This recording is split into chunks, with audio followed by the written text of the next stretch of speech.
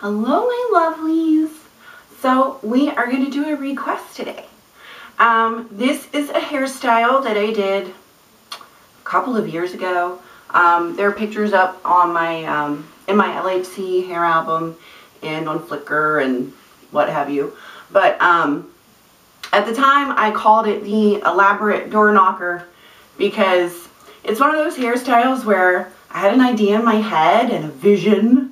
And then I came into my bathroom and I put it all up, and when I looked at it, I'm like, yeah, it's totally not what was in my head. So, and it ended up looking, to me, a little silly because it wasn't what was in my head. So I'm like, whatever, elaborate door knocker, ha ha ha.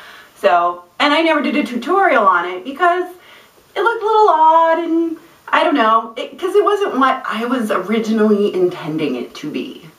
So, I don't know. But one of my buddies, Easy Peasy, is going to a wedding in a week or two. And she wants to do it because she likes it.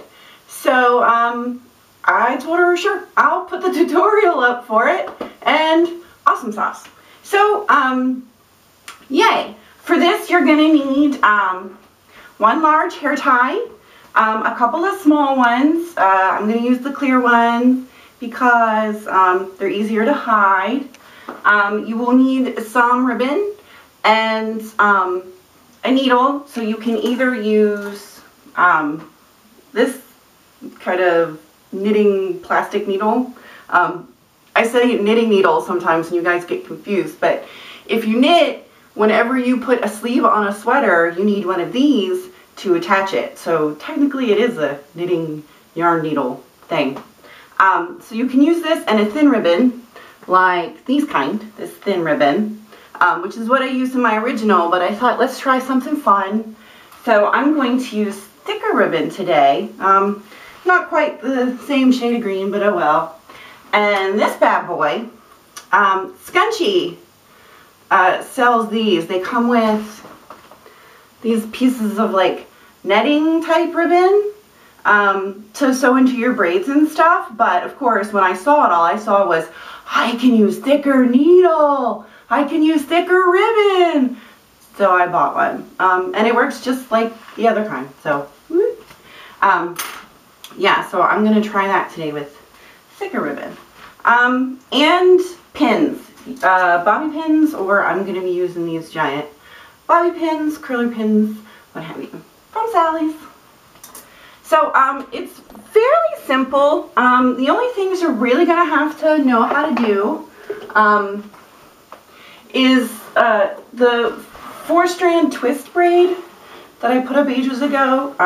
That's in it, and then we are going to sew an English braid down to her head as an accent.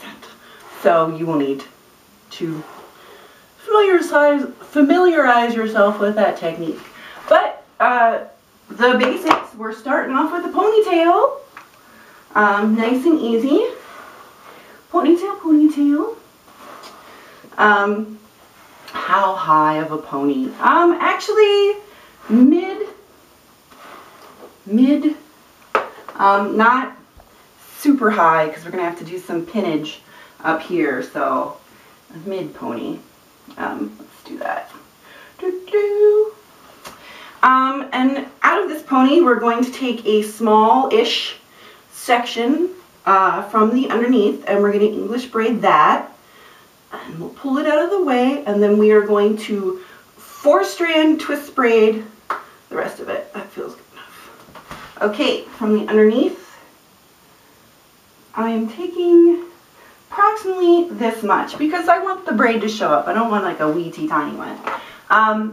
And this, now, feel free. You can either rope braid or English braid or whatever kind of braid you would like for this section. Feel free. I'm going to English braid because I want it to be kind of flat. So English braid for me. So let me get this braided, and then we will do the 4-strand twist on the rest of it, and I'll come back. We can review the 4-strand twist instead of me having to link you to the other tutorial. So we'll just review, shall we? Okay, anyways, listen to me mumble to myself. All right, back in a sec. We should have a ponytail, pulled hair from underneath to get this 3-strand English braid, which we are now going to officially disregard. So, because this is for an accent, so I'm just going to take it and wrap it around my bra strap twice. So it won't get caught up in everything else. It works. So with this, we are going to do a 4-strand twist. There are many ways to make a 4-strand braid. There's a 4-strand box braid. You can do a 4-strand flat. Gosh, I mean, there's just a ton of ways to do a 4-strand. But we are going to do the 4-strand twist. So, split into 2 equal sections. Mostly equal. Okay. And then those 2 sections will also be split into 2. 2 on this side, which are not even remotely equal. Come on now. There we go. 2 on this side, and now 2 on this side. Alright. Now, this is how we do this. We take this over the center, like so. This middle strand here, we take it over the outside, like so. And now this part we just brought under, we're going to take over the top, like so. There we go. So let's see if I can show you a little better. Okay, outside, over the top. Ta-da! This inside piece, over the top. Now, our new inside piece goes over the top of the opposite side. That's it. It's not hard. If you think of it as you're doing 2 and 2 and then combining together, it's not that bad. It really isn't, I promise. This is actually one of the easiest ways to make a 4-strand. But we want this particular one because it ends up kind of twisting down the length, which is what we are going for, is the kind of twist down the length, because this one ends up being pretty pliable. Alright, I'm going to flip over my shoulder. And now try to remember where I am. Ha ha ha. Okay, so if you have flipped, you have to go backwards, which means this will now go behind, like this. And this will now go behind, like this. And now this one will go over this one, which is still kind of behind, I guess, like so. Yes, haha, look, it's right. Sometimes my hands can do what my brain, in fact, cannot. It's very odd. But I think it just comes from braiding all the time. It's muscle memory. It's like when I drum. Even though occasionally we'll play songs we haven't played in a while, and I'm like, oh God, how did I do this? I can't remember how I did this. And it turns out that my hands remember even if my brain doesn't. I know, it's very weird. Anyways, so for this, we do not actually want to go all the way to the end. I know, because we're going to end up doing a loop. Mine's not quite long enough for the loop. The size loop I want yet. So down a little bit further, as such. And as always, when braiding extreme lengths, run your hand all the way down, because that really helps keep your pieces separated and from braiding the ends of your hair, which, you know, we don't want the ends of our hair to braid together. All right, so I think that, yep, there we go. Okay, so I'm going to tie this off with a clear elastic. You know, when I'm old and I get dentures made, I'm going to have to make sure that they make my left canine longer, like it is, because that's the one I use when I do rubber bands. because when I'm old and toothless, I'm still gonna have great hair. I'm just saying. It might be Snow White and sparkly. Or maybe I'll be one of those old ladies that goes like rainbow hair. I'll have like purple and pink and blue because who cares? I'm old.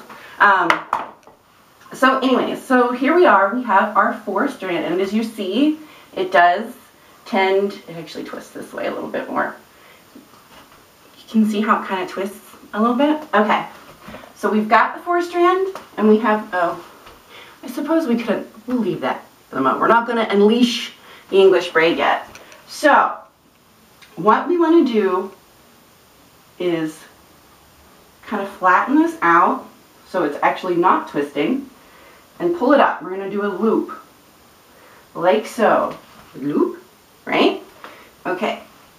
With our tail,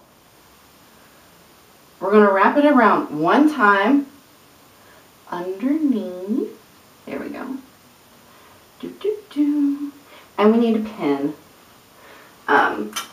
So pin. Maybe. There we go.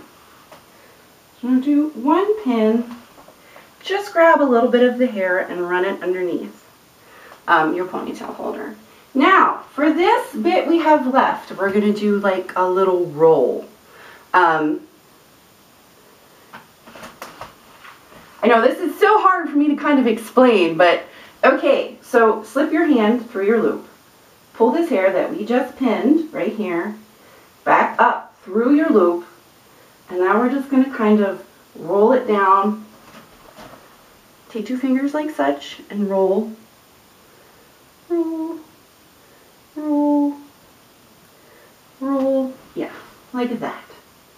Till it's up against our head. So we have like a little door knocker action happening, and then we're going to pin the roll down. If you would like a bigger roll, by all means leave more of a tail, if you know what I mean. But to make this secure, I am actually pinning this roll on both sides, so it'll X pattern up underneath there. Alright, now I think that's right. Let me look. It's been a while since I've done this one. Yay! Oh wow, it's a lot smaller than the last time I did it. I guess I didn't leave quite as much tail, but that's okay. So yeah, it'll actually probably end up looking better. How do the sides look? Everything is covered. Awesome! So, now we can unleash this one. Alright, we are going to wrap it around our head like such. Oh, I totally forgot. You need some of these little clippies. Because we need to hold this so we can sew it. So yeah, clip it down where you want it. I don't mind more forward. Probably because mine will slide back a bit. But here we go. So we clip that in. We have this tail left over. And what I'm going to do with the tail is tuck it up and pull it around and then pin it off up here with all the loopy goodness.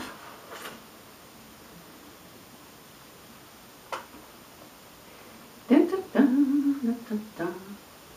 And it stays, yay. Alright, so as you can see, this is a lot of ribbon for not really a lot of braid, but I'm just kind of going to double it up. So I'm going to thread through real quickly like such. Just kind of poke it through under here in the back. Pull through and then even this up. Okay. Now I'm going to take both and thread them through, and then we will begin to sew both ends. Okay, so yeah, we're gonna sew, which means we go underneath like this. Get some scallop pad and find the end. There we go. All right, come on, there you are. And then pull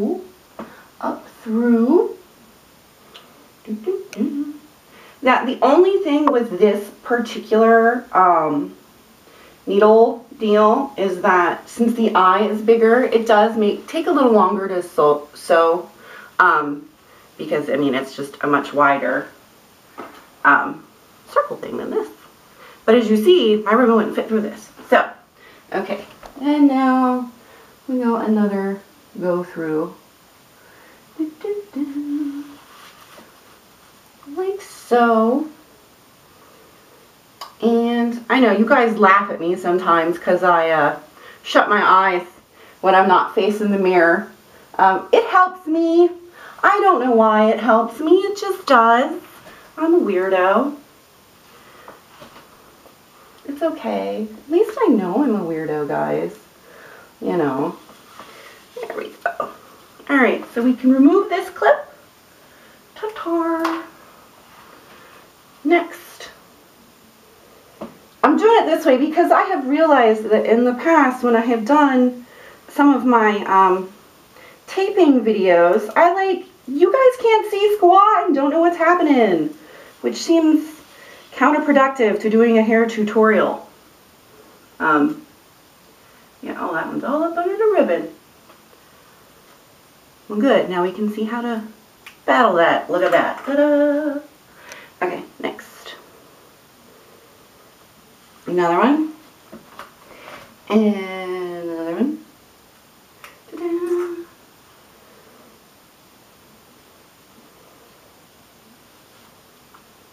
Yeah, but as you can see, this is not difficult. The sewing in of braidage is not difficult at all. I mean, it's just not. Does it take a little time? Sure. I mean, sure, it does take a little time. And look, my little end went all wonky on me. Ugh. I hate it when it doesn't cooperate.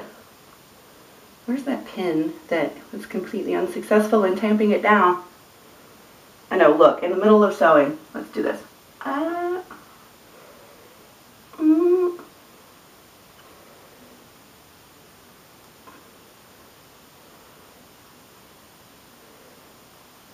There, I just didn't get it very well the first time. Alright, so we are almost to the final bit back here. So one more go through, one more pass.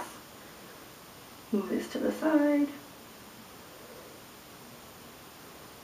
Maybe there will be one more. There we go. I had to find it. Or not. Ah, haha. Pull through. Okay, now we can take this off. And what we're going to do is take one strand, find where your loop started on the other side, which feels somewhere around here. Let's go with this one. At least like the loop I can find. I'm going to thread. I'm just going to poke this through here. So now it's all put together. I'm going to tie it off. I'm just going to go ahead and make a bow. But feel free to tuck your ribbon ends in and such, so you don't have like just a weird bow off to the side or what have you. But I'm just gonna put the bow there and have a look-see. This end is still being a pain in my butt. Whoops. I hate for just stray hair, just stray hair. For no apparent reason whatsoever. Okay. Are you down now? It is. For the most part. I never have U-pins when I want them. And I feel so bad because today, of all days, I actually had all of my paraphernalia out that I needed. Because you guys know how terrible I am with the paraphernalia. Never having it when I need it. Still not.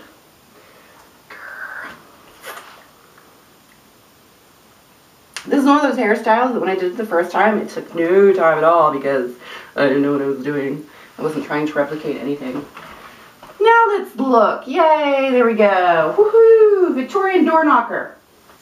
Like I said, I will flash you up a picture of the first time I did it. when this was like massive. I like left a heck of a tail.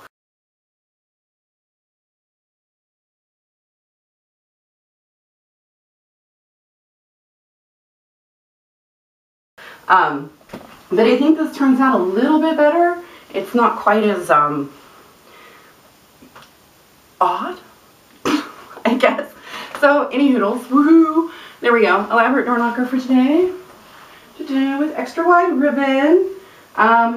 They are selling these scunchie things. They come in a long box. And there's this and like I think 5 different colors of the stuff. I got mine on sale, so I know it was less than $5. So, but I found mine at Walgreens, but I've seen them a few other places. So, if you would like one of those, you can do fatter ribbon. If you just need one of these plastic needles, I found these at Walmart in the yarn section. So, I'm pretty sure any place that sells yarn, you'll be able to find these.